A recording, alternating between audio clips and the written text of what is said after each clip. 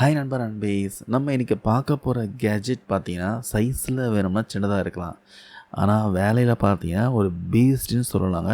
ஆமாங்க, இப்போ புதுசாக வந்திருக்க Insta360 Go Ultra இந்த மாடல் ஆக்ஷன் கேமரா பற்றி தான் பார்க்க போகிறோம். பழைய Go 3S மாடலை விட இதில் அப்படி என்ன அல்ட்ரா அப்டேட் கொடுத்துருக்காங்க, இது விற்கிற விலைக்கு ஒருத்தா இல்லையா, வாங்கலாமா வேணாமான்னு பார்க்கலாம். நிஜமாகவே நான் கனவுல கூட நினச்சி பார்க்கலங்க இந்த மாதிரி கேமராலாம் வாங்குவேன்ட்டு. ஸோ இது அன்பாக்சிங் பண்ணணும்.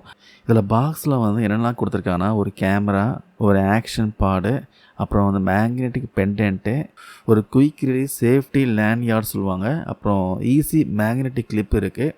அதுக்கப்புறம் இது சார்ஜ் பண்ணுறதுக்கு, டேட்டா ட்ரான்ஸ்ஃபர் பண்ணுறதுக்கு ஒரு கேபிள் கொடுத்துருக்காங்க.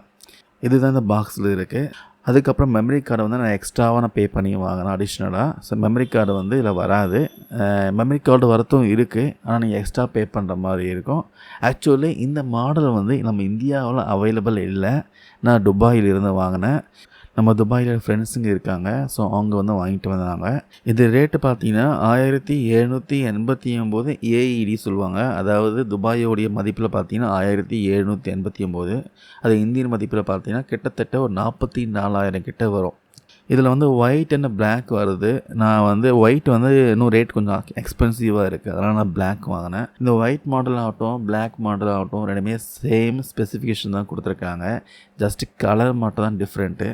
நமக்கு ஹெவி கோல்டாக இருக்கிறதுனால கொஞ்சம் வாய்ஸ் அப்படி தான் இருக்கும். கொஞ்சம் அட்ஜஸ்ட் பண்ணிக்கோங்க.